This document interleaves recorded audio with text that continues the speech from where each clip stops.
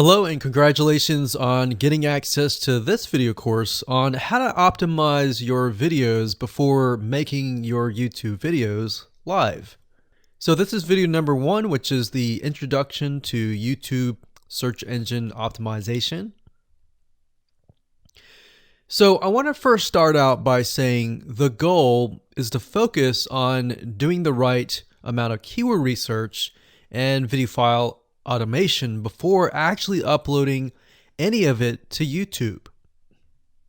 So essentially this is all about what most people forget about doing before making their YouTube video live. Because if you think about it, most people think about, okay, what do I do after I upload this video? They don't really think about what they have to do before making it live. So this is not about what you can do afterwards, as that is a totally different focus, but rather before.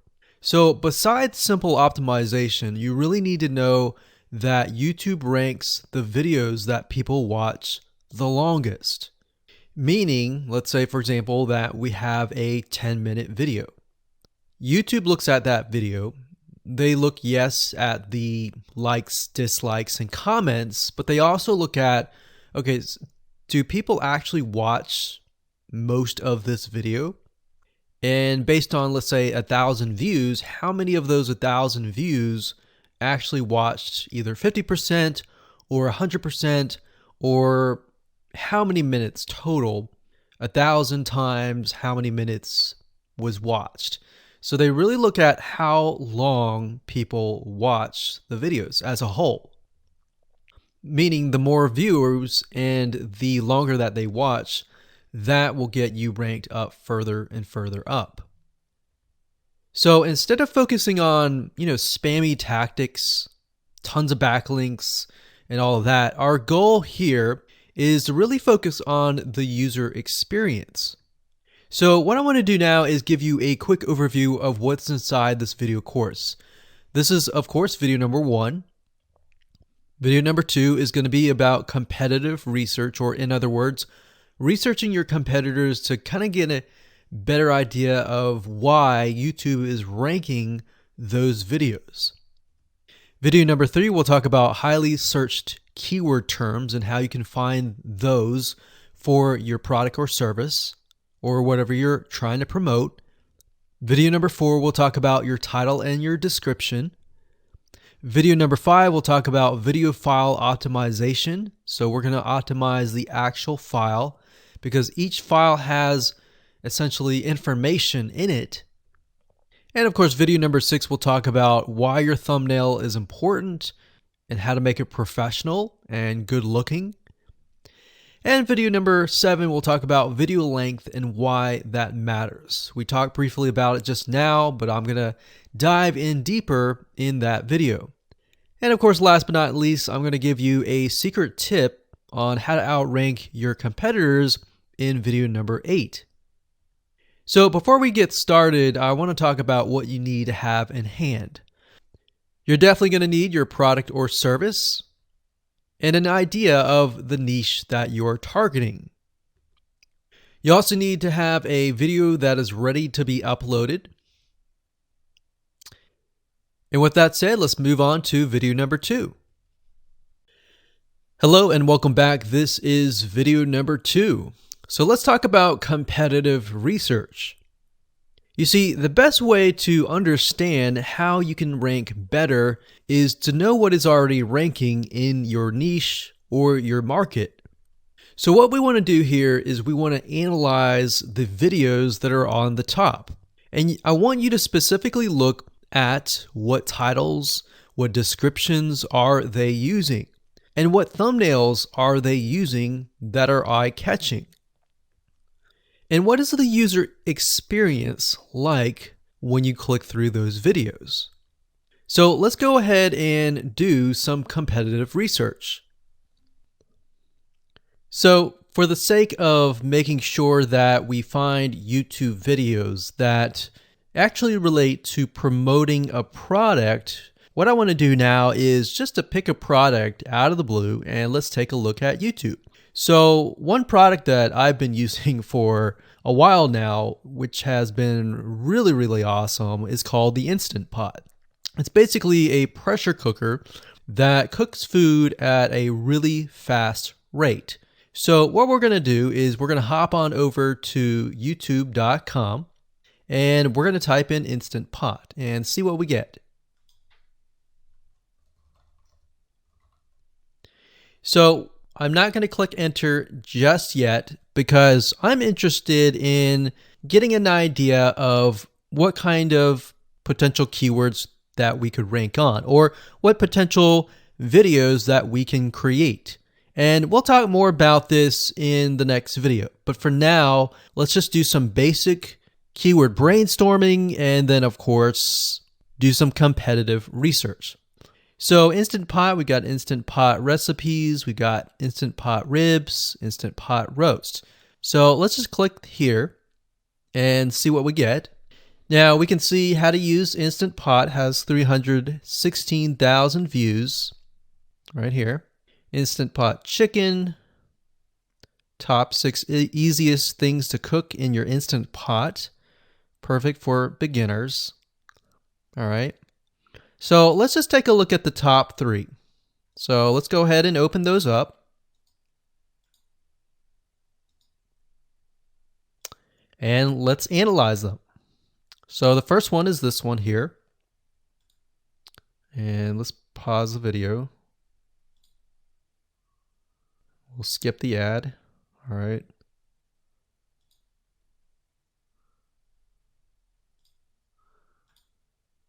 Okay, so how to use the Instant Pot 101 for beginners. So if we think about the type of audience that the Instant Pot attracts, it attracts somebody who has a busy life, who may be a beginner at cooking and just wants a quick and easy meal done fast. So we can see that. So one thing that I like to do is I like to copy the titles to Notepad. Just kind of get an idea of what we're dealing with. So that's the title. Looks like she's promoting an Amazon affiliate link. We can see that here, Amazon.to. We've got Instant Pot hacks, Instant Pot yogurt, and all that. So what she's doing, it's very funny, but she may not realize she's doing this, but what she's using is a method called siloing. And she's basically telling YouTube, hey, not only do I have this video on Instant Pot, I've got Instant Pot hacks, yogurt, recipes, and other recipes. So let's just copy that in here. So that's video number 1. So we're going to rank it from video 1, video 2, and video 3. Let's scroll down a bit. We've got 373 comments. I will say when it comes to YouTube, they're looking for engagement. So comments is good, likes are good, even dislikes are good as well. Even though dislikes are bad from a human standpoint, it tells YouTube that there is engagement. All right. So sometimes we're going to be able to view, we can't do it here, but sometimes you'll actually be able to view more data. But for now, you can't hear. Now, we can actually dig deeper if we want to. So let's just take a look at Natural Brittany's YouTube channel. Because when you're doing competitive research on YouTube, it's not just that particular video. It's actually the whole YouTube channel as a whole. The authority that that channel holds. So she has 116,000 subscribers. Click on the videos. She has a good amount of videos that talk about anything, looks like from cooking, from budgeting, from grocery, a lot of very similar videos. So let's scroll down. And now let's go ahead and take a look at the second highest ranking video. So if we go back over to here, and this is the Instant Pot chicken, cook with me, meal planning, meal prepping, Sunday setup. So let's go here, take a look.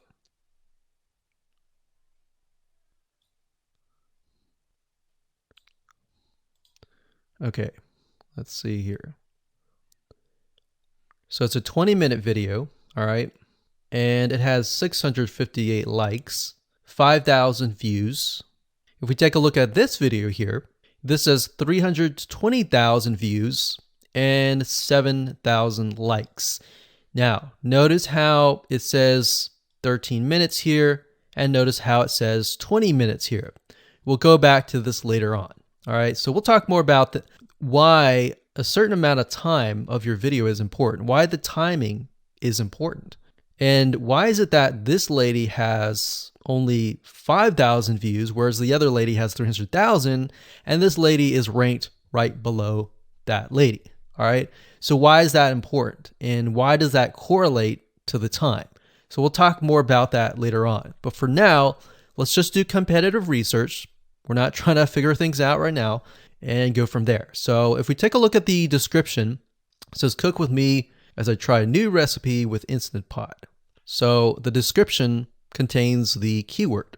Sunday setup. Looks like she's got some Amazon links. And if we think about Instant Pot, who could it be targeting? All right, so this lady calls out people who are trying to prep on Sunday. So if we can get an idea of who it's targeting mothers, it's targeting people who are busy, who maybe only have time on Sundays to set things up. And chicken is a common thing, so maybe she's getting a lot of clicks. We don't know exactly, but we know that the headline and the description work together in getting clicks. All right, back over here, this is the third one. So let's take a look at this one. So this one is 8 minutes, but it has a lot more views than those other two videos. But it's shorter. It's shorter, but it has longer amount of views, and it's third.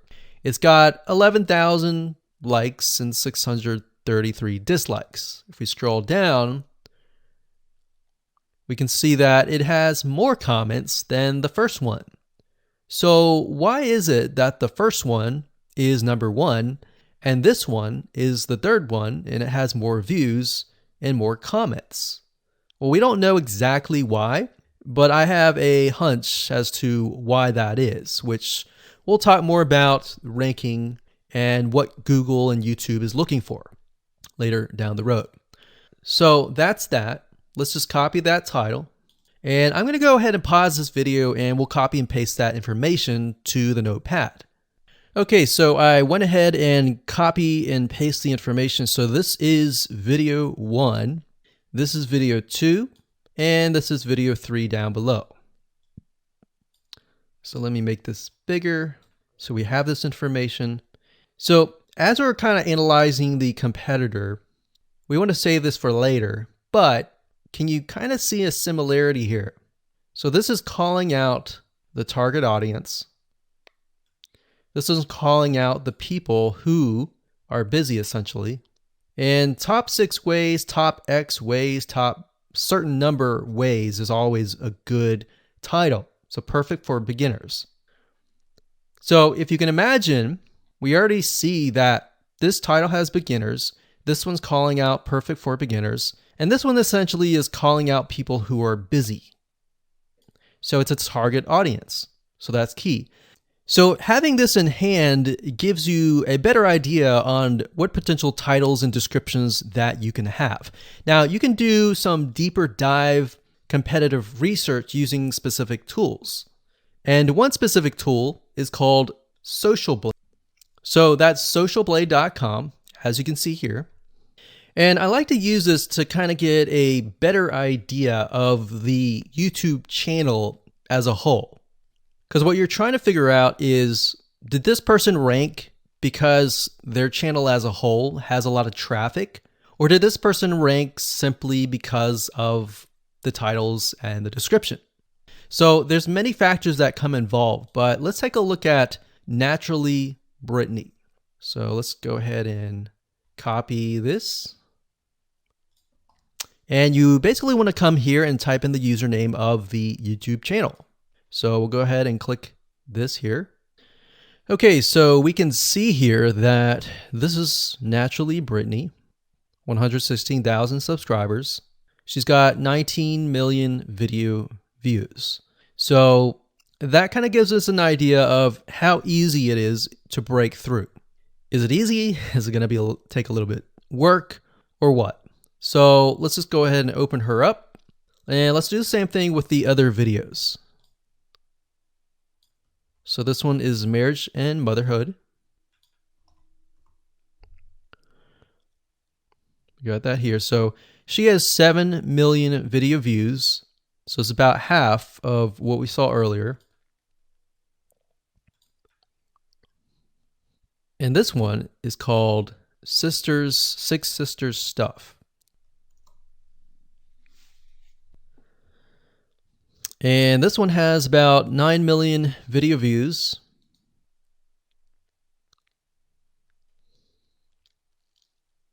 So right off the bat, we can see that if we were to rank on the keyword Instant Pot, it's going to take a lot to break through. But the way we can break through is by using essentially subcategories of that keyword. So Instant Pot recipes or Instant Pot chicken recipe, stuff like that.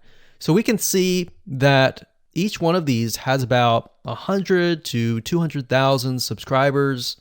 So you're going to have to be competing against that. Now, obviously, if you have a good size YouTube channel, that will usually mean that you can break through fairly easily. But if you're just starting out, then breaking through on that keyword is going to be a little bit more difficult. So the next question is, what keywords should you use? And we'll discuss that in the next video. Hello and welcome to video number 3. Let's talk about highly searched keyword terms and how you can figure out what your main keyword is going to be, what your sub keywords are going to be. So one mistake that we see that many YouTubers make is simply making their own title and description. I mean, it's natural, right? But instead of deciding what you think will work, why not use what is already working and do some simple keyword research that's not going to take a lot of time, and this way you'll be able to have the right information that will help you rank on the right keywords.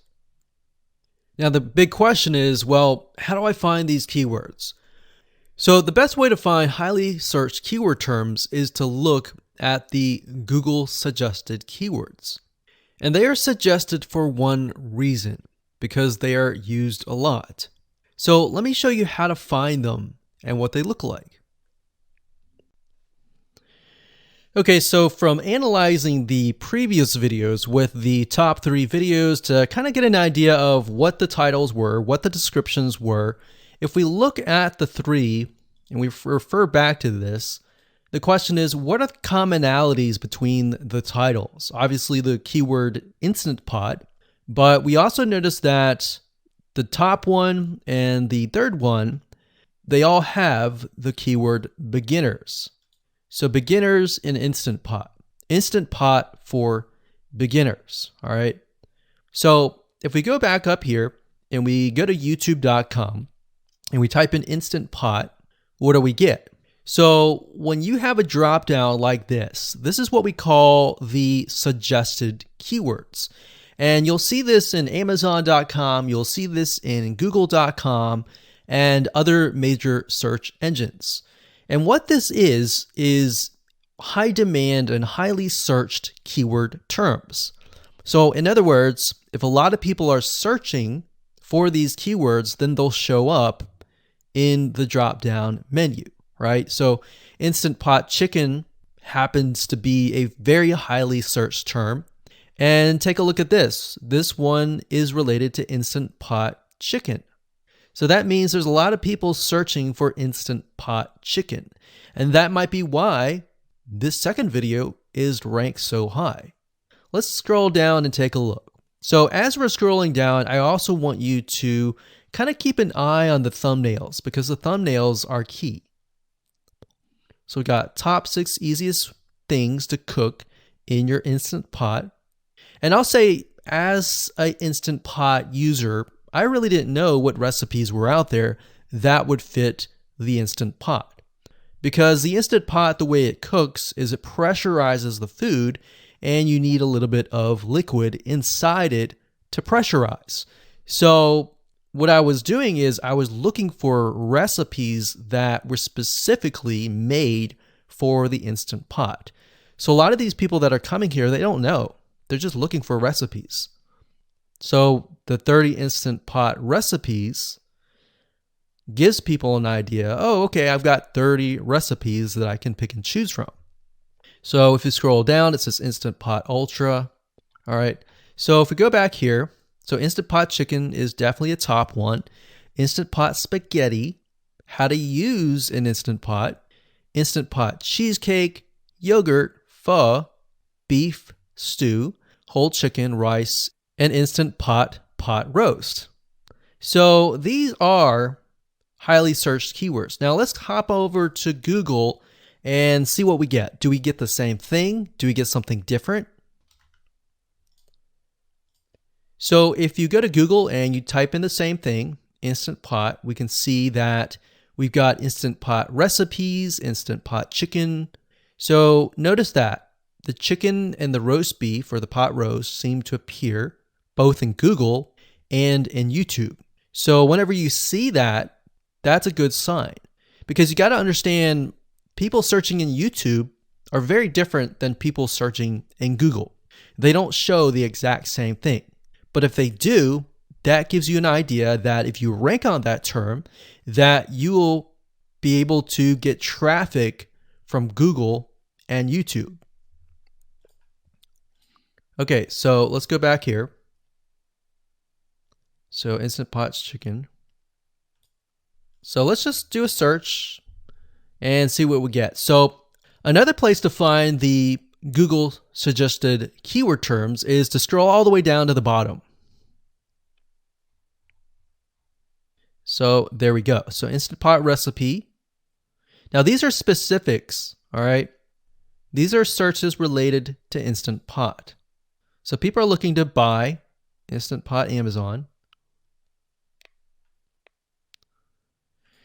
So let's just type in Instant Pot Chicken and see what else we get. So if you notice when we type Instant Pot Chicken, it gives you a more detailed view of the other keywords that are related. So for example, Instant Pot Chicken recipes, chicken rice, chicken noodle soup, chicken thighs, chicken bog, chicken breast recipes, chicken wings, and chicken and dumplings. So let's go over here and see what we get. So Instant Pot Chicken recipe, wings, noodle, biryani, thighs. So a lot of these are actually appearing that are the same. Okay, so moving on here, we've got Instant Pot Chicken. Now let's take a look at what we have here. So what I would do is I would do the same thing, the competitive research. Now, if you notice here, the Six Sisters stuff, it's a different video, but it's a similar video. Now this video is different. This lady is the same. And that's another thing. So if you rank high on the main keyword, then you could potentially rank on the other smaller keywords as well. So that gives you an idea of what content to create and what keywords to target. So we could potentially make it about Instant Pot Chicken. And what I would do is go back here. Let's say we want to title it the Instant Pot Chicken. What I would do is I would scroll here and take a look at questions people are asking. So how do I cook chicken and potatoes in Instant Pot? How long does it take to cook chicken pot, Instant Pot? We scroll down, and what I would do is grab these keywords. So I would grab these keywords.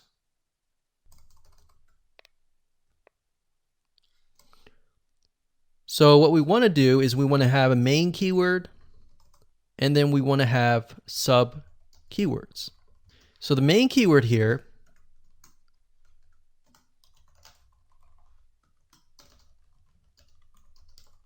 would be Instant Pot Chicken. And then the other ones would be Instant Pot chicken and potatoes, and all the rest here. So having these in hand will give you a better idea on how to go about creating your titles and your descriptions so that you can target specific keywords, and that you're not like any other YouTuber who is simply making up titles and descriptions just out of your head. So this way you can be strategic and rank effectively. Hello and welcome to video number 4. In this video, we're going to talk about your title and your description. So let's take what you have gathered in the previous video and let me show you how to properly create your titles and descriptions. So when it comes to creating titles and descriptions, we simply need to do what we did in the previous videos, which was the competitive research. And as you can see here, we have the videos 1, 2, and 3, the top number 1, number 2, and number 3. And of course, we have the main keywords. So we have this main keyword here. So that's definitely going to be in the title. And then of course, if you noticed, the target audience was beginners. So essentially what you're noticing here is that people are calling out the audience, and then of course they have the keyword in the title itself. And then of course you want to make sure that title, main keyword, and target audience is also going to be in your description. Now what I like to do is I like to go look at magazines in that niche. It doesn't necessarily have to be exactly, in this case, Instant Pot, but it needs to be somewhat of that genre. Now, one thing that I noticed was when we took a look at the Instant Pot chicken, you could write out something like top 6 easiest things. So instead of things, you could say chicken recipes or pot roast recipes to cook in your Instant Pot. Or you could say something like Instant Pot chicken dash top 6 easy recipes, or you could use a number. People like numbers, especially knowing that somebody gets an Instant Pot for the sake of saving time. You could say top 6 easy chicken recipes that take less than 30 minutes. Now obviously that's a little bit long, so let's head on over to Google here. So like I said, I like to use magazines. Magazines do a great job in creating titles. So as you can see here, I typed in Instant Pot magazine, and to the right, you'll notice that there's Instant Pot all-time recipes. So let's just go ahead and open that in a brand new window, like so. So it looks like we have to pay, but let's just go ahead and click the free sample. So we can see Instant Pot's all-time best recipes. So you could do something like all-time best chicken recipes, or Instant Pot dash all-time best chicken recipes, or all-time best chicken Instant Pot recipes. So obviously here we're not going to copy word for word because that's plagiarism, but we're going to use something different. We're going to tweak it around. What we're looking here is for headlines. So let's go back here. So it says Everyday Instant Pot, 115 delicious, family friendly pressure cooker. So we can say Everyday Instant Pot, 6 delicious family pressure cook recipes. So Everyday Instant Pot chicken, as long as the word Instant Pot chicken is in there. So we got 66 Instant Pot recipes that put your pressure cooker to work. So we could say something like 6 Instant Pot chicken recipes that take less than 15 minutes. And yes, believe it or not, Instant Pot can literally cook something like a pot roast within less than an hour, or sometimes half an hour. Because it's a pressure cooker, it cooks a lot faster. So that's what I like to do, is I like to take a look at magazines. So it doesn't necessarily have to be Instant Pot in this example. It can be another food magazine. So essentially that's how to create the titles. As far as the description goes, if you take a look at what they've written here, the first one that's ranking really well, as you can see here, we've got Instant Pot 101 for beginners. So you'll notice that they are trying to target the keyword Instant Pot 101 for beginners. So they've stated that in the title, and they've also put it in the description. So it says everything you need to know about how to use the Instant Pot in a beginner Instant Pot recipe. So notice that they use the keyword beginner Instant Pot twice. And then, of course, they got Instant Pot hacks, Instant Pot yogurt. And what they're essentially doing here is they're linking to other related videos. Now, Google's smart enough and YouTube's smart enough to have an algorithm to read the description and think, okay, they've got other videos that they've created that are related to Instant Pot. This video must be good, or this channel must have a lot of relevant information. So we're going to rank it a little bit higher because it's going to give people what they want to see. So now we look down here, it says Instant Pot Chicken. So this is the lady who is ranking really high on Instant Pot, but also Instant Pot Chicken. So it says cook with me as I try a new recipe with my Instant Pot. So we can see the keyword Instant Pot here. And as you can see, the description is really written for the user, but it contains the keywords that are necessary. So you don't need to write something like Instant Pot Chicken or something that's just a bunch of garbled information. You want to make sure that the title and the description attract people first and foremost, and then embed the keywords within. So the third one, we've got top 6 easiest things to cook in your Instant Pot, perfect for beginners. So it says, today I'm sharing with you the 6 easiest things to cook in your Instant Pot. So you can see here, the title is here, but the title is also in the description. It says, now these are perfect if you are just starting out or even had the Instant Pot for a while. So you can see the keywords that are embedded, but it's really written for the user. And that's the way it should be, because the title and the description will actually show up in the YouTube search engine, as you can see here. So we've got the title, we've got the description. So we want to make sure that the first sentence in your description is catchy as well. Hello and welcome to video number 5. Let's talk about video file optimization. Did you know that all files contain data that tells YouTube what your video could be about? Let me show you. Okay, so the way that YouTube gets an idea of what your video is about is by transcribing it. And for the most part, it can usually figure out what your video is all about if you have voice and speaking in it. Now, you can go one step further by adding what we call video file metadata. It's very similar to a website metadata. So for example, if you right click on any website and you click on View Page Source, up at the top, you're going to see a lot of what we call metadata. So right here, we can see the name, the title, the description, and all that information. So what that does is it tells Google essentially what your website is all about. So very, very similar in this case of what we're doing here.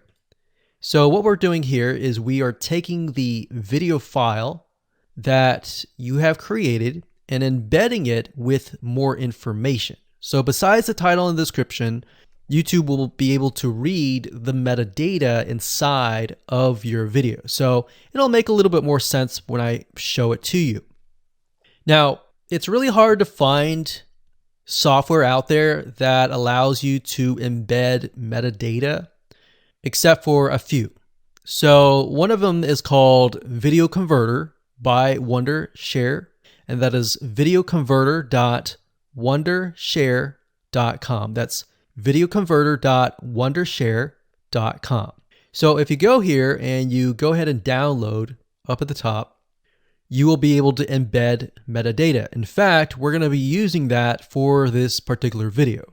Now, there are other software out there like the Adobe Bridge software, which allows you to embed the metadata into your video.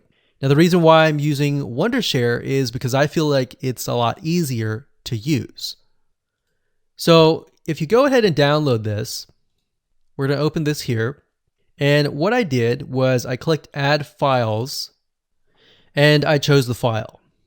Now, there's a lot of things that you can change about the video, but what we're particularly interested in is this I icon right here. So click this I icon, or letter I here, and you're going to see that it says name, language, episode name, actors, directors, screenwriter, tagline, and description, and comments.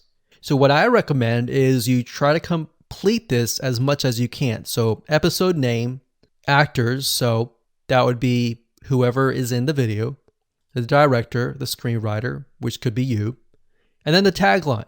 What I would do is the tagline be your title, and then the description be your description. So whatever you're going to upload to YouTube, put this as a title and put this as a description. And then for comments, I would put something like keywords. And all you have to do is click save, convert it, and done. That's the reason why we're using Video Converter, because it's just so much easier. With Adobe Bridge, it's easy too, but there's a lot of more options and very easy to get confused. So once you're done with that, you save the video, your video has the metadata inside of it, and all you have to do is simply upload it to YouTube, and that's it. Hello and welcome back. This is video number 6. Let's talk about your thumbnail and why that is important. You see, since our goal is to get more clicks or more views to your YouTube video, we have to rely on attracting viewers. So if you think about it, the thumbnail is the first thing people see as they are scanning to find what interests them the most. So in other words, if you think about it, if you go to youtube.com and you type in a keyword, you're going to see all the results with thumbnails, the titles, the descriptions, and all of that. So that's the first thing that they see. So let's discuss what your thumbnail should contain and what's working in your market and how to figure that out. So when it comes to having a thumbnail, you want to make sure that it is eye-catching, meaning it shows somebody what they want. So if Instant Pot Chicken is your main keyword, you want to make sure that your thumbnail has something in it that entices them. So it's good to have the keyword or the title in it. So you can see right now the way YouTube works is they have an initial title or an initial thumbnail, and then after that you can see motion. So if I put my mouse over it, you can actually see part of the video, which makes it a lot more engaging. So as we scroll down, the initial thumbnail that this woman uses is the Instant Pot. And then this one here, it says Instant Pot recipes. So Instant Pot. So we can see the ones at the top definitely have the Instant Pot in it, or a word that's chicken, or a picture that has chicken in it. So it fits the keyword. Now, if you're not a professional, thumbnail artist or anything like that, there are different sites that you can use to get these created. Now, bear in mind that you never want to use a thumbnail that is clickbaity or that lies to somebody, because if they click on it and then the video is nothing like the thumbnail, then guess what? You might get tons and tons of clicks and perhaps views, but you're not going to get people watching your video, which is very, very important, which we'll discuss in the future videos. But for now, there are different elements that you need. So what I recommend is you go to a site called creativemarket.com. That's creativemarket.com. There are other sites like graphicriver.net, but over time we've realized Creative Market has a lot of really good designs. So what we can do here is in the search box, we're going to type in YouTube thumbnail. And we're looking specifically for templates that we can use for the thumbnail. So it says YouTube thumbnail pack. Let's go ahead and open that. There's one here. There are end cards, but that's a little bit different. That basically comes at the very end of your video. So we got urban thumbnails, different types of thumbnails. But the reason why I like Creative Market is buying templates for specifically YouTube thumbnails is going to make your life a lot more easier, especially if you can make it professional. The more professional it looks, the more professional your viewers will click through. So if we click on this, we can kind of get an idea of what we're dealing with.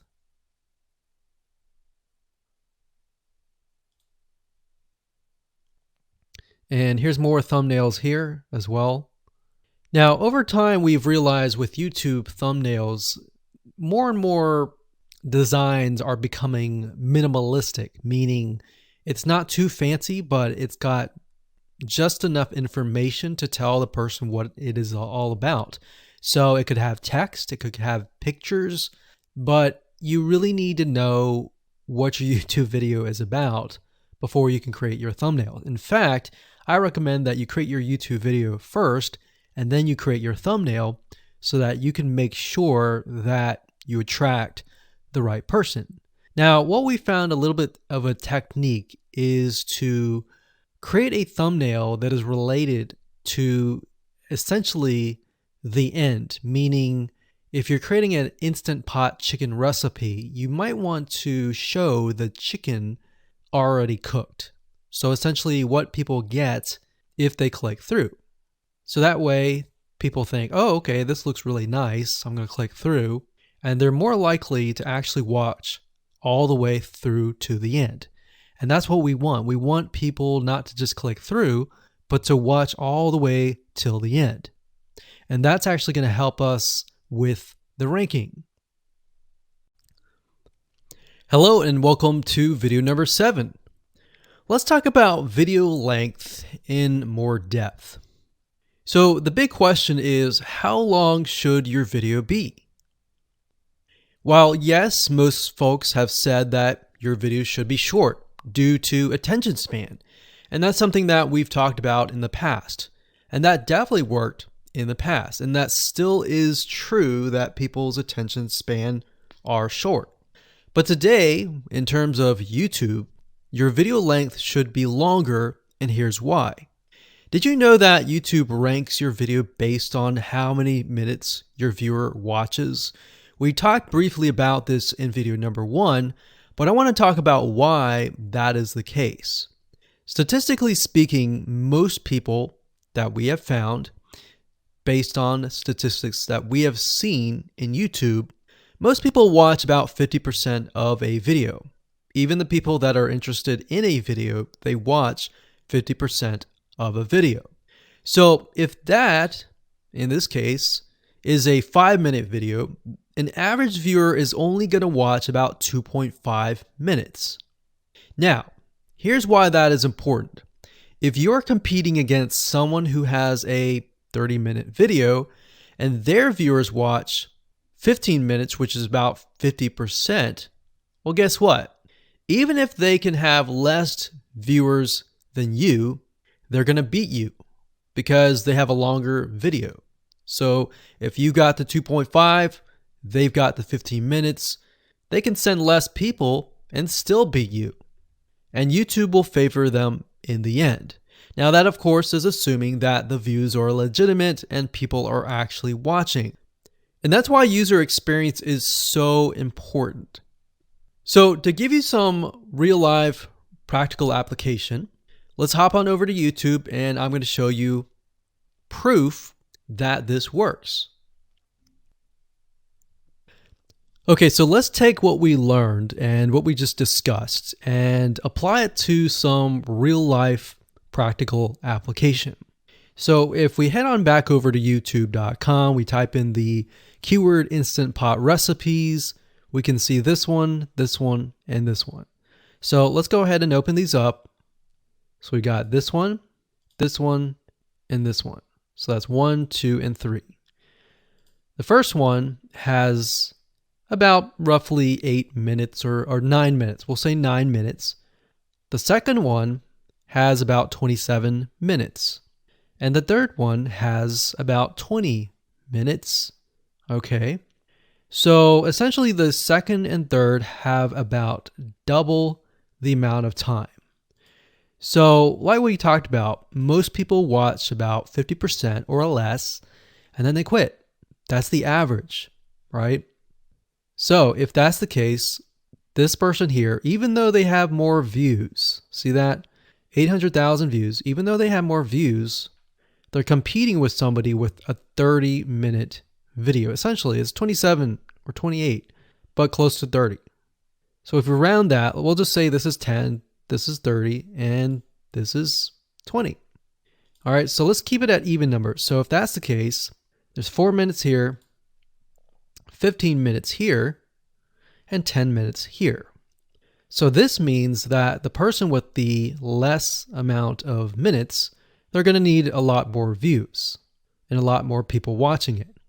So in total, if this person has, obviously this person's number one, but what I'm saying here is because YouTube looks at how many minutes are watched, if this person had 800,000 views, and this person had only half of that amount, but had more than double this amount, this person right here would most likely rank higher. So see that? Only 100,000 views, 15 minutes. This one here, 20 minutes, only 6,000 views. So you might ask, well, shouldn't this be maybe number one? Not necessarily. If we really look at it, so we've got 800 times 4 minutes, and that's not going to be exact. I mean, we could even take 500. And this is definitely going to be number one. And this is definitely going to be number two based on the information. But this person, because they have a long enough video, even though they have less amount of views, they're still able to rank pretty high. So this is based on one of our YouTube channels, which has over 9 million of minutes watched. And based on that, that's what we've seen.